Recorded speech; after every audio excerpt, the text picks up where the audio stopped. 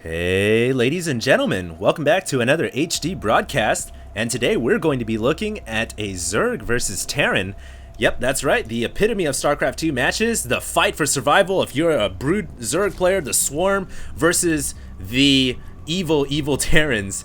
And today we actually have a very good player controlling the Zerg forces, and the player that is going to be playing the blue Zerg here down in the 6 o'clock on Lost Temple is none other than the Sarah Brit from Korea, CellaWerra. I think you guys all know who CellaWerra is. Casted a bunch of games of him from Husky's channel, and then I've casted a couple games of him as well. And actually, if you guys don't know what a Sarah Brit is, it's kind of a shame because I don't think they explained it in the campaign for StarCraft 2. But originally, in the original StarCraft, a Sarah Brit was basically what controlled the Brood forces of the Zerg. The blue Brood, which is what CellaWerra here is. And he is basically the Sarah Brit that controls those forces. But yeah, I digress. That's a little bit too much into lore. That was before Kerrigan came to power and then slayed the Overmind, killing all the Sarah Brits. But yeah, probably spoiling too much of the story for those of you guys who have never been able to play the campaign from the original. Now, his opponent is going to be the evil Terrans, the red Terrans here, spawning at the 12 o'clock position on Lost Temple on the northern side. And it is going to be ReachtheSky, the Terran general. And for those of you guys who have seen the last game I just casted, ReachtheSky versus Shu, ReachtheSky showed that he is not scared to use nuclear warfare to get to his ends, to make ends meet. He will use nuclear devices. He is in favor of nuclear proliferation, and he actually used a very tactical strike to pretty much force Shu into submission. Shu just had to tap out with the GG after that nuke landed on his probes. It was quite a devastating blow. So I'm really excited to cast this game because both these players have shown that they're very, very good, and I think maybe ReachtheSky still has a little bit more to prove. But we'll definitely see how he fares today against this top-level gamer, this top-level Brood, the Sarah Brit CellaWerra. The Sarah Brit CellaWerra. So anyways, he's going to be setting an Overlord up here, and going to be positioning another Overlord to the other side of the Terran main. I don't think ReachtheSky has yet scouted. No, he has not yet scouted where the Zerg player has spawned.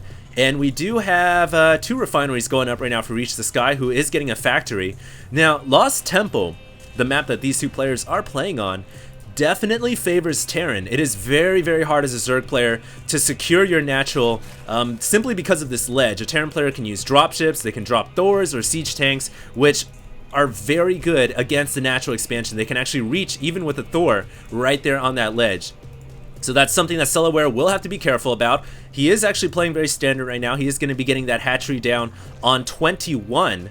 He opened with, I believe, 14 pull, 14 gas, pulled the drones off to get the early speed, and he should be putting those drones back on pretty soon. But right now he's going to focus purely on economy and getting that hatchery down on the 21 supply mark. Meanwhile, ReachtheSky does have a factory. He is getting a tech lab down, so he is not going to be going for Hellions or anything like that. He's going to be going for possibly a Thor drop, but we don't see an armory or a starport yet. No, he's going to be getting a siege tank. So is he going to get siege mode? Not quite yet. He actually might be going for a command center here. Yeah, his SCV is preparing to throw down a CC. So ReachtheSky here is planning to play into the mid game to long-term macro game. There we see the speed just kicking in for the Zerglings, and they hop away on the crack away from the Terran main, getting scared away by the Marines. But ReachtheSky here is going to be focusing down on playing a macro-oriented game. He wants to get out these tanks, and then he's going to try to presumably get siege mode down. Unfortunately, this was pre-patched, but still a good game. CellaWerra versus ReachtheSky had to cast, but I think that ReachtheSky is going to try to get siege mode, secure this ledge, and then try to get the natural down and use his siege tanks kind of as a defensive grid against any kind of enemy Zerg attack. Now, based on the income tab, we do see the Zerg player slightly ahead. Looks like we are going to see a little bit of a poke up here by CellaWerra, but he sees that the wall is very, very securely defended, and he didn't really get to scout any buildings or anything like that. So ReachtheSky will hold on to that front door, currently teching up to get that siege tank, and his command center is nearly done. Income dead even for both players. Interestingly enough, CellaWerra not main-arding his drones over to the natural, which I think might be a bit of a blunder here. Why aren't you bringing your drones over? CellaWerra, you could have a lot more income, a lot more than the Terran at least. And we do see CellaWerra now choosing to go with the Roach Warren. So he is going to try to get some Roaches out. And Roaches are fairly good against tanks. What is CellaWerra going to do? Is he going to transfer the workers? There we go. So CellaWerra finally bringing the workers over, really going to boost up his income. At this point in the game, just like any other ZVT, the Zerg forces, the Swarm, has control of the center of the map. Especially since our Terran player has chosen to play a macro game. He's chosen to bust out the economy. He doesn't want to try to harass the enemy Zerg. He just wants to purely play defensively, secure the tank, or secure the ledge with his tanks. And then, of course, that means securing the back here, where the SCVs will be mining. But these Zerglings don't care, running in futilely, getting obliterated by the tanks. It looks like the Zerglings didn't even get in range of the Marines. So that's a little bit unfortunate. Nothing taking damage there. And ReachtheSky now going to start to get his mining operations on at the natural expansion. Now, if we look on the income tab, we can see that CellaWerra is really ahead in terms of harvesters, 42 over 27. So he's got so much more saturation than his enemy Terran right now. And he's also choosing, the Cerebird has chosen to get a Baneling's Nest. So he is going to get a ton of Banelings, I think.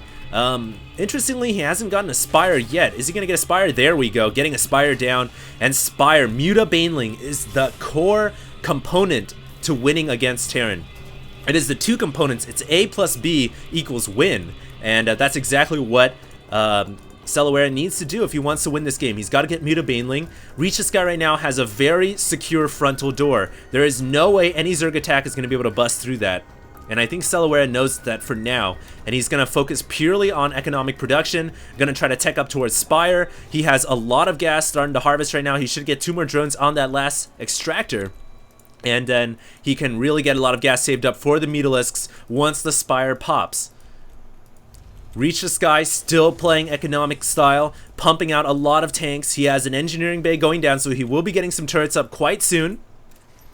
He has 2 factories pumping out just a bunch of tanks and 2 barracks with both with reactors, so really not getting any upgrades whatsoever. He's just going mass Marines, mass tanks. This could be a push out here for ReachtheSky. He definitely has an opportunity now that CellaWerra has gone for an expansion, so he can definitely push out. He can either attack this expo, which he probably doesn't know about. No, he doesn't. But he can definitely attack the Zerg Natural right now, pushing forward with a lot of tanks and Marines to boot. 91 supply for the Terran player, CellaWerra at 80. Keep in mind that CellaWerra is way ahead in terms of income, so that actually means his army count is even lower than before, than we predicted before. So ReachtheSky now definitely has an advantage. He's pushing forward. CellaWerra needs Banelings. He's producing 7 Mutalisks now that his Spire has popped. And yeah, he was saving a lot of gas for those Mutas. But does he have Baneling speed? No, he does not. So here we go. ReachtheSky gonna push forward with his tanks and Marines.